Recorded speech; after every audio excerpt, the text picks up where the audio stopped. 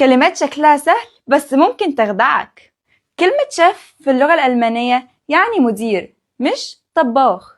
Mein Chef ist zuständig für mich. Mein Chef ist zuständig für mich. كلمة gift ممكن أول حاجة تيجي في دماغك إنها هدية، بس gift يعني سم. Das Gift ist gefährlich. Das Gift ist gefährlich. كلمة كلا مش شبه الإنجليش يعني killer اللي هو قاتل، لأ. كلا auf Deutsch يعني القبو أو اللي هو البدروم. Das Fahrrad ist im Keller.